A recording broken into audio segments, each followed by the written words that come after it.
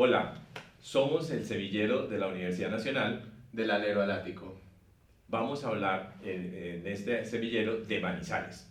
Manizales, una ciudad que hoy conocemos, pero desconocemos su historia en una gran cantidad de nuestros habitantes, no solamente locales manizaleños, sino la cantidad de estudiantes que tenemos en las diferentes universidades que tenemos aquí en la ciudad.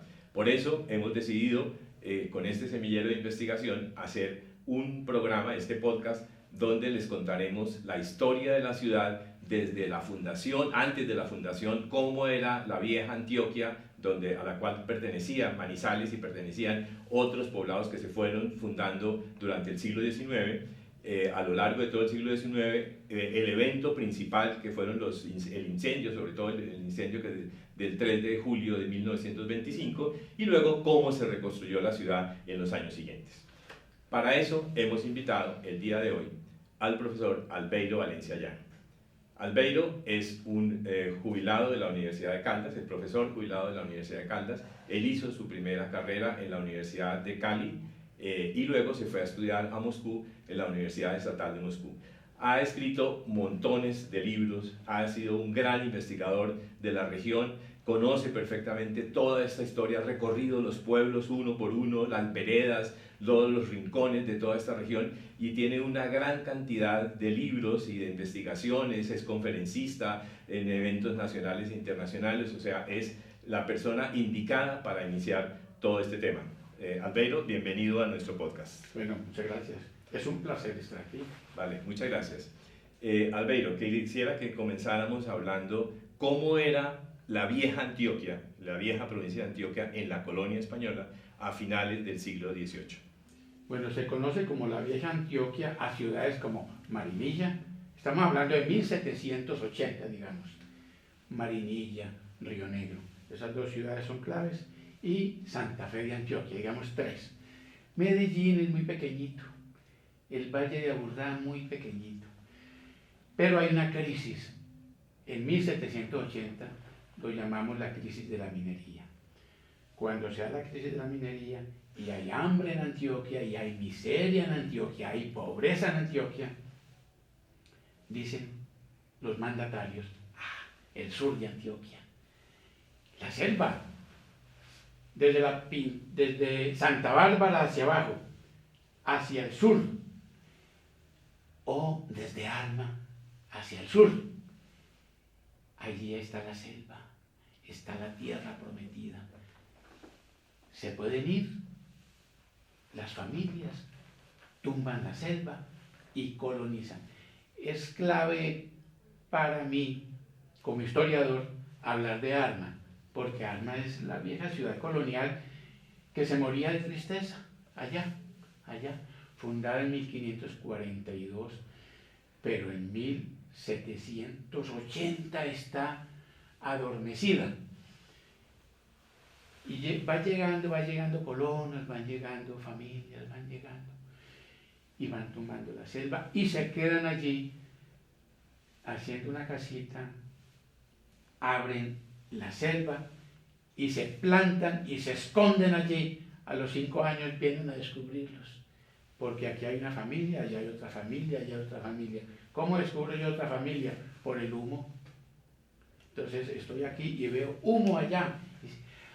Otra familia colonizadora, otros que vinieron a colonizar. Entonces la emoción, porque yo estoy solo con mi señora, no más, nosotros dos, y un perro. ¿Y los hijos? Los hijos van llegando, a ver, cuando llega la familia, llega la pareja sola. En el cuadro pues, de Francisco Cano está la señora con el señor y un bebé. Pero en realidad al principio no es así. No, porque es un riesgo meterse con un bebé.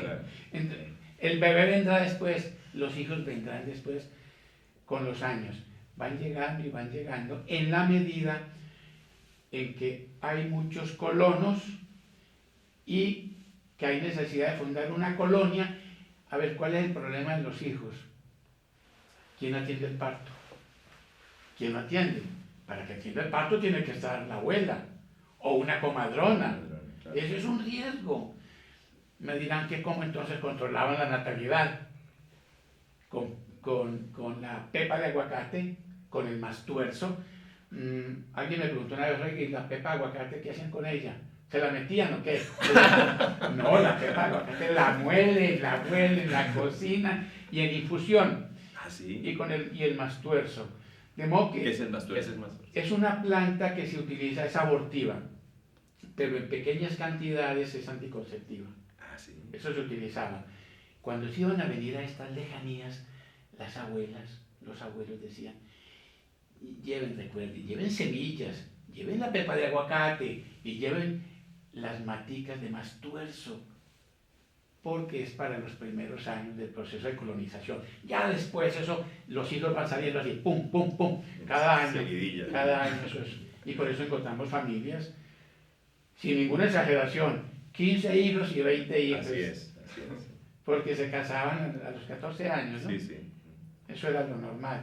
Digamos que, a ver, la vieja Antioquia, que estaba en crisis, buscó la salida de la crisis mostrando la colonización hacia el sur. La colonización hacia el sur salva Antioquia y desarrolla Antioquia.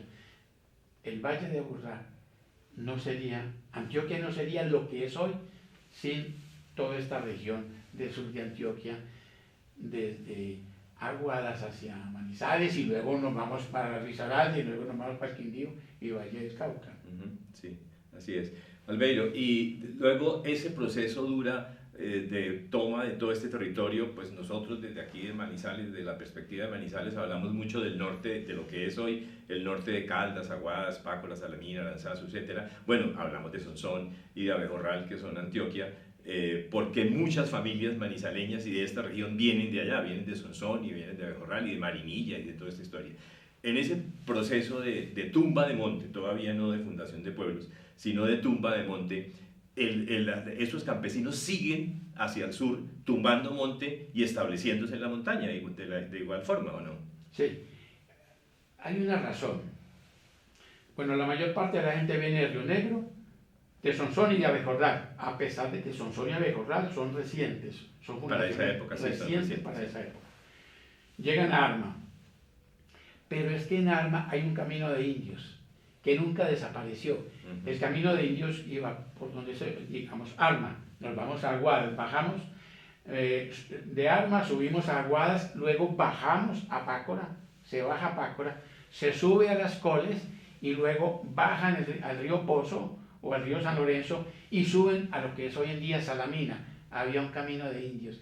Ese camino fue el que más ayudó al proceso de colonización. Por allí se metieron los colonos, las familias. ¿Por qué no desapareció el camino de indios a pesar de la muerte de Robledo, de los conflictos entre los conquistadores Robledo y Belalcázar, la mortandad de indígenas, en fin, ¿por qué no desapareció? Porque en la colonia muchas familias se metían por ese camino de indios buscando el tesoro del cacique Pipintá. Se metían por allí, entonces iban, se filtraban y al lado y al lado guaqueaban, metían la media caña, guaqueaban, buscaban huacas, sepulturas indígenas, buscando el oro.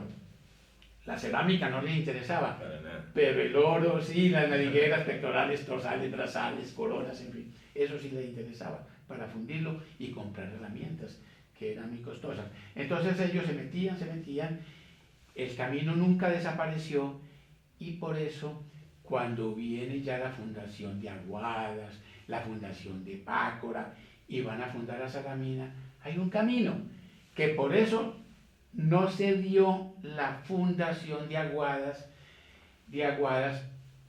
en el camino de Hervé, en Sabana Larga, por eso no prosperó, porque los colonos se quedaron arriba en Encimadas, donde está hoy en día Salamina. Esa historia es bien interesante. La gente poco habla del camino de indios. Yo lo menciono rápidamente en alguno de mis libros. Es interesante. Y este tema precisamente que menciona Albeiro se refiere a Salamina porque Salamina tuvo un establecimiento anterior, ¿cierto? Que es el que tú te refieres como Sabana Larga.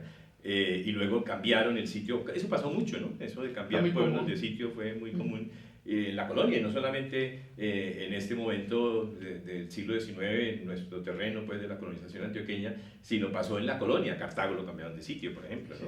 Pereira, pues, donde está Pereira hoy en día. Anserma también la cambiaron de sitio, Arma también la cambiaron de sitio varias veces hasta que se establecieron pues en el sitio donde estaba. ¿Tú sabes qué es la huaquería?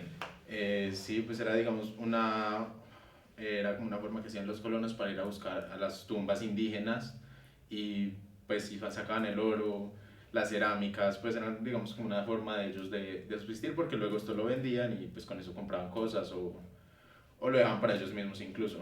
¿Oíste? ¿Y ese oro lo vendían en Medellín, en Santa Fe? ¿Dónde lo vendían?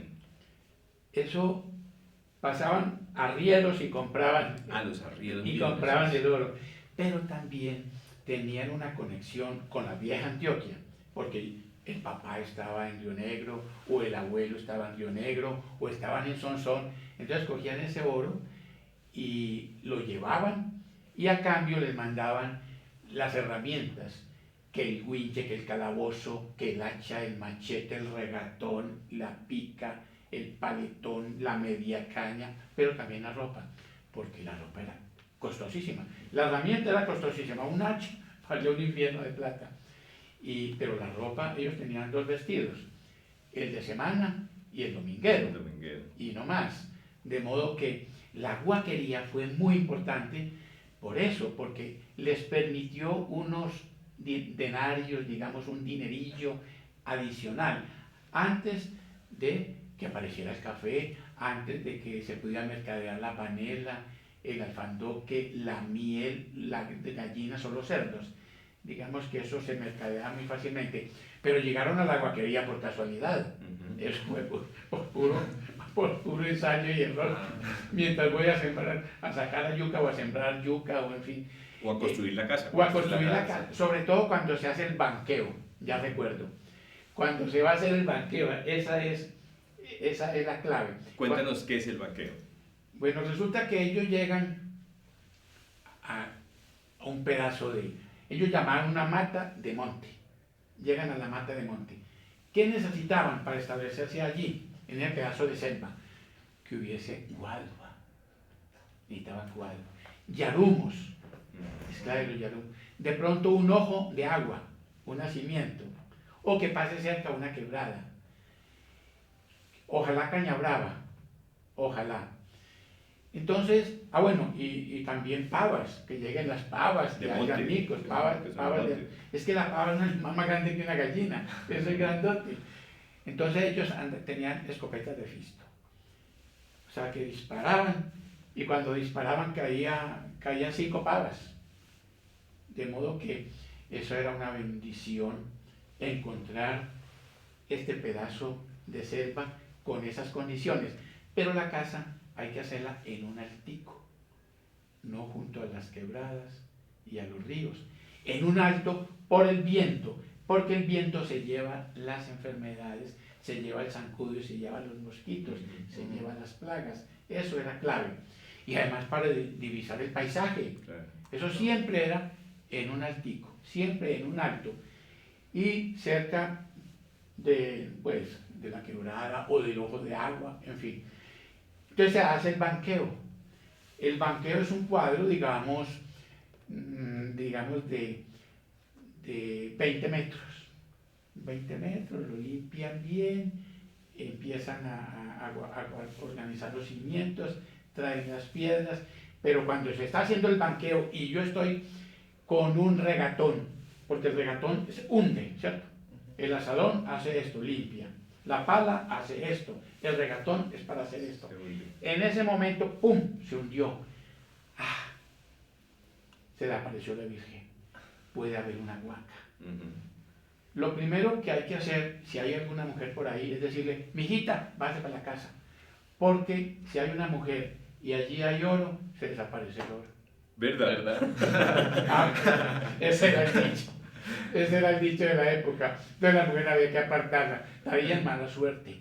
Entonces ellos ya abrían la sepultura, abren, y ahí sí encuentran y sacan la huaca, barren la huaca. Bueno, entonces estamos en el banqueo. Luego traen piedras, lajas, en fin, y las ponen para los cimientos. Es que apenas las ponen, apenas se ponen. Y sobre eso ya viene el proceso para construir la casa. Pero recuerde que antes está el rancho de Barentierra, porque antes de hacer esa casa hay un rancho de Barentierra que se hace muy fácil. Eso lo hacían de un día para otro, el rancho de Barentierra. Eso simplemente cogían con guadua, biche, con guadua cruda, porque eso es provisional, para 3 meses o para 6 meses, la guadua. El techo son las hojas de yarumo, por eso es que es tan importante, son tan importantes, es tan importante el yarumo. Y luego, por lo regular le hacían un cerco al rancho de Barentierra por la tatabra, por el oso de anteojos, por el jaguar, que eran animales, pues que... La tatabra. La tatabra es como un cerdo grande, salvaje, que cuando veía a estos humanos, esos seres raros, se iban a investirlos como un jabalí pequeño. Esa es peligrosa. La tatabra es peligrosísima. Y el jaguar. Y sobre todo, el jaguar le echa mano a las gallinitas y a los cerdos. Porque ellos se mueven con lechones y se mueven con gallinas. Porque eso es clave. El cerdo y la gallina son claves para la vida económica posterior.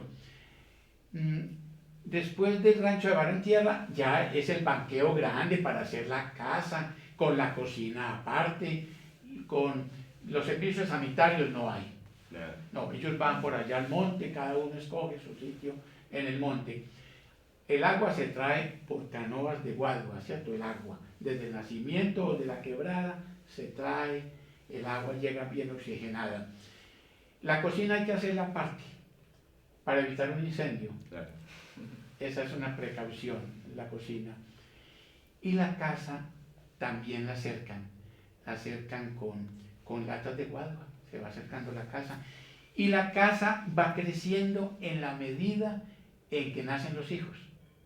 Eso es lo bonito. En la medida en que van apareciendo hijos, la casa se va extendiendo. Primero hay una alcoba, luego hay otra alcoba, le hacen corredores. Hay que hacerles corredores. Y las tejas allí son latas de guadua partidas por la mitad, así. Las primeras tejas, antes de que hubiera chitcales y... Sí, las primeras tejas son latas de guadua. Pero eso ya es con toda la técnica. Ya coge la guadua, se corta en menguante, la paran toda para que se vaya secando, para que el agua que tiene la guadua vaya cayendo. La savia, sí. Va cayendo, la savia va cayendo, y luego ya la abren en tasajera, en esterilla, ¿no? La abren en esterilla, y ahí sí, a forjar la casa. Y ya después aparecerá el pañete, aparecerá el embutido cuando haya condiciones, de cagajón, y tierra, y pasto, y piedras pequeñas, en fin. Ese es un proceso de años. Es que hacer una casa, dicen que la casa crece en la medida de los hijos. Entonces, a los 10 años o a los 15 años terminaron la casa. Ya hay 12 hijos. De modo que es muy bonito este proceso porque es lento y la vida transcurre con esa lentitud. Y ya viene la cuestión con los vecinos, la relación con los vecinos, y llega un momento en que hay tantos vecinos que dicen, hagamos una cosa. Hagamos una aldea, fundemos una colonia. Entonces se ponen de acuerdo a fundar la colonia, el pueblo.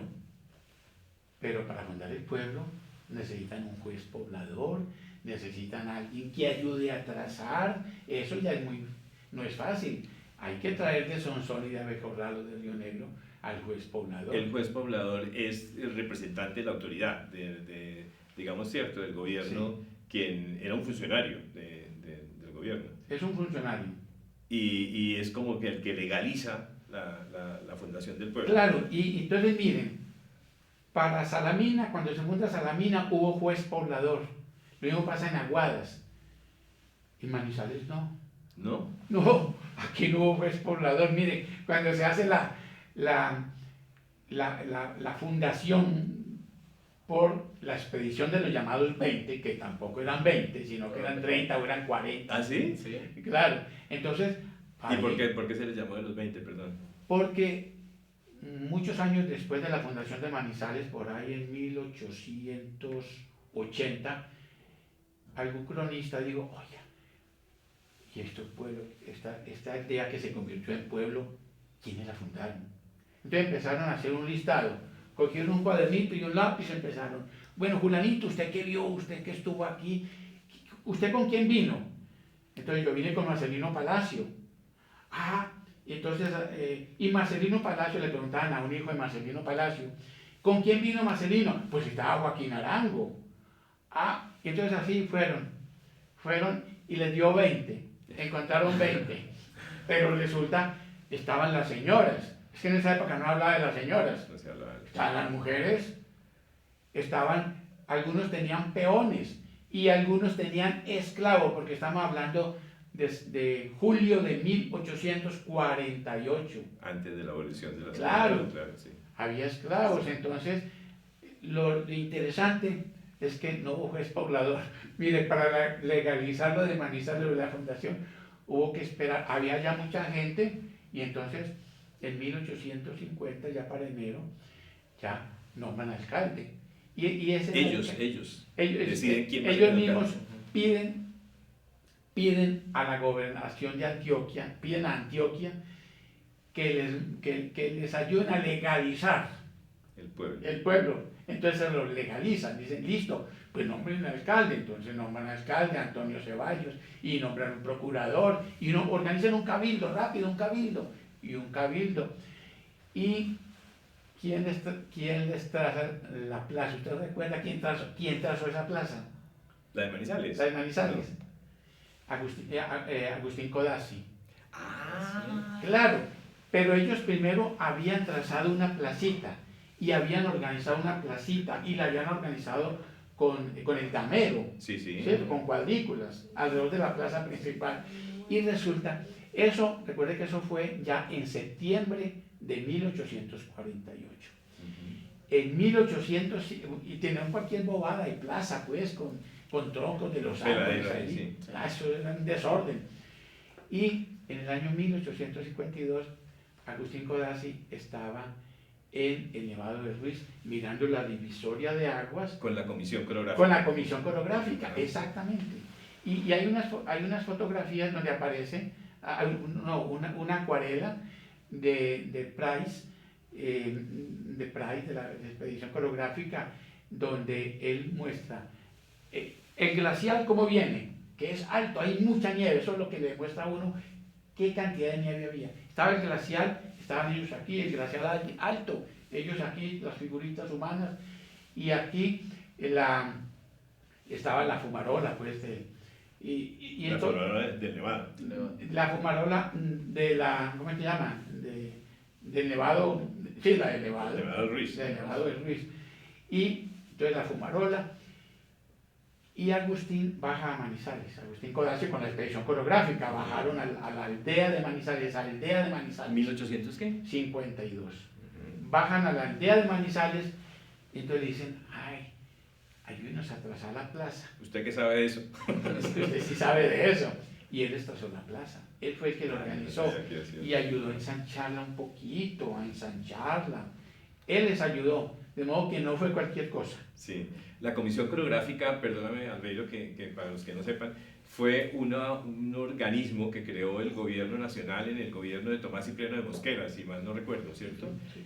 Por ahí en 1850 y pico, 52, que de alguna manera retomó, no repitió, pero retomó lo del sabio Celestino Multis, o sea, Celestino Multis que había hecho en los últimos años de la colonia española, de la Nueva Granada, ese proceso que hizo el sabio Multis de conocer la flora, la fauna, el territorio de la Nueva Granada, pero en eso llegaron el proceso de independencia y eso se acabó y se desapareció. El presidente Tomás Cipriano de Mosquera, que era de Popayán, revivió esa idea precisamente por conocer el territorio y nombraron a Agustín Codazzi, ¿no? Un geógrafo italiano que había... Coronel, además militar, que tenía formación militar, claro, sí. Que había venido, estaba en las Antillas, en Venezuela, por ahí trabajando, y lo contrataron para que viniera acá continuara con ese proyecto y se llamó así, la Comisión Coreográfica. Y el Henry Price que menciona Albeiro era uno de los pintores, pues no había cámaras fotográficas, no había nada de eso, entonces había que pintar las cosas, todo lo pintaban cómo se vestía la gente, cómo eran las casas, los paisajes. Hay una pintura de Henry Price de Salamina, ¿no? De la aldeíta de Salamina que está pasando en nuestras imágenes, y la que yo no conozco, la del Nevado, esa sí no la he visto, la que tú mencionabas ahora. Esa está en el Museo del Banco de la República. Esas son propiedades del Sí, Banco de la República, la de Salamina también. Sí, las dos. Es una pinturita pequeña. Sí. Sí. Pero como me di un salto, a ver, la colonización llega, de Armas llega a Pácora, Pácora llega a Guadas y luego a Pácora y luego Salamina, allá en lo que llama Encimadas hoy en día, ¿cierto? Salaminas. Sí. Están en Salamina y viene un conflicto de tierra. Apareció el dueño de la concesión de tierra, decir ustedes me invadieron, esto era de mi padre, dice Juan de Dios Aranzazo, esto era de José María Aranzazo, en fin, el rey le otorgó, etcétera, etcétera. Entonces ahí es cuando los colonos dicen, tenemos que irnos para el sur, vamos a buscar más tierras y vamos a colonizar, también por camino de herradura. Es que hay caminos que no se perdieron, camino de indios, no de herradura, sino camino de indios, porque es que hay caminos que no se perdieron, es como había un camino de indios por el Nevado, digamos que ese camino que va de Manizales, La Esperanza, Murillo y sigue, había un camino, había una ruta, porque por ahí se movía la gente se movían aventureros, se movían vaqueros, se movían arrieros, en fin. De modo que estos encontraron una vía expedita para meterse, porque hay un camino de indios que no desapareció, estaba la huella, había una huella. De modo que de Salamina siguieron al Sargento, que es Aranzazo. La actual Aranzazo, sí. De allí siguieron a Neira y fundaron a Neira en 1840. Cuando están en Neira, hay un conflicto por la fundación de Neira con la compañía González Salazar, con esa empresa de tierras que alegaba ser la dueña. Entonces, los colonos dijeron, pues nos vamos a quedar aquí con este conflicto, con este problema de tierras. Entonces, se fueron hacia lo que es hoy en día Pueblo Rico, porque en Pueblo Rico, se llama Pueblo Rico porque encontraron muchas sepulturas indígenas. De Pueblo Rico se ve un morro gacho, en la época de una selva así, y caía aquí. Un morro, desde la plaza de Bolívar, uno ve, si se para allí, ve que se va elevando el territorio hasta el Alto de Chipre, hasta donde está el monumento de los colonizadores, y de ahí baja abruptamente a la Francia. Es Morro Gacho, el plan de Morro Gacho. Entonces decían, vámonos para esa selva. Está el río Chinchiná. Ellos confundían el Guacaire con el Chinchiná. Pensaban que si lo cruzaban estaban ya en el estado soberano del Cauca. Entonces se filtraron por la selva, llegaron a lo alto. Y en lo alto se suben a un árbol y miran, aquí podemos hacer una fundación. Y ellos llegaron allí, inclusive desde antes de la fundación de Neira había colonos. Desde 1836 había colonos en lo que va a ser Manizales. Están desparramados por muchas partes. Y recordemos que en 1838 había estado Fermín López, ¿cierto? Algunos dicen que fue antes, que fue en 1834. Yo pienso que fue más tarde, en 1838. Estuvo Fermín López, plantado por aquí cerquita, donde estamos ahora, en este momento. Y entonces dijeron, vamos a hacer una fundación. En el año 48, en julio del 48, cuando dicen, vamos a fundar una aldea, es porque ya hay muchos colonos plantados, con casa poblada, con su finca y casa poblada, que eso es muy importante. No tener la finca y abandonar y me voy para Salamina, me voy para Neira, no, tiene que estar poblando. Y entre el 6 de julio del 48 y septiembre, mediados de septiembre del 48, se hace la fundación, que se van para la Guinea, que se van para el Alto del Perro, que se van para lo que es hoy día la carrera, la avenida la Santander, en fin, el carretero que llamaban en esa época. Se van para las minitas hasta que encuentran el sitio en el corazón de la ciudad, donde está hoy en día la Plaza de Bolívar. Se demoraron desde julio, agosto, septiembre en mirar cómo hacían la fundación y fundan la aldea. Por supuesto, una aldea. Por supuesto, no se iban a imaginar nunca que esa aldea se convirtiera en pueblo. Esa aldea se convierte en pueblo por casualidades. Que es cuando aparece Codazzi y hace el trazado, sí, y luego la oficializa en la... Exacto. Llega Agustín Codazzi, el general Mosquera ayudó mucho, luego viene la invasión de Mosquera en 1860. Y cuando Mosquera invade a Manizales en 1860, porque es que Manizales es Antioquia, porque es que Manizales es conservadora, es tradicional, es religiosa. Mosquera viene de Cauca, de Popayán, liberal, importante, un general con charreteras, mientras que aquí había un montón de generales hechos a vapor, con la pata al suelo, en fin, en Braulio Henao, entonces en alpargatas o descalzos y con ruanas y sombreros, mientras que el otro es con un pomposo ejército de 3.500 personas. Ese hecho ayudó a que Manizales se convirtiera en pueblo. Hasta 1860, Manizales es una aldea miserable. La llamaban la Cañada de Manizales, la llamaban Morro Gacho, y algunas personas la llamaban Manizales por la piedra Maní.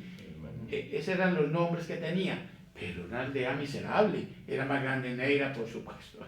Neira era mucho más grande. Salamina era una ciudad en comparación con Manizales para esa época. Bueno, Albeiro, ¿vas a preguntar algo? Sí, devolviéndonos un poco, o sea, tengo entendido que incluso González Salazar y compañía también casi los persiguió hasta acá, hasta Manizales, posteriormente a los colonos, y también tuvieron un problema de tierras acá en Manizales. Claro. Pero aquí organizaron muy fácil con la empresa González Salazar y compañía, porque ayudó mucho al general Obando, y la gente que estaba aquí cuadraron fácil. ¿Por qué? Porque ya en el año 1851 habían asesinado al principal representante de González Salazar, que era Elías González. Cuando mataron a Elías González, la empresa se ablandó. Dijeron, no, hay que negociar con los colonos. Entonces hagamos una cosa, pues negociamos, se le dan 12.000 fanegadas para el centro histórico, para que funden la ciudad y tierras ejidales, los ejidos, para que la ciudad vaya creciendo. La ciudad no, eso me traiciona el subconsciente. La aldea. Es una aldea. Ranchos, puros calles de ranchos, tierra, claro, agua por la mitad de las No, calles. eso es un desorden, eso es un desorden. Una capillita. Una capillita paliza. de media petaca. Sí.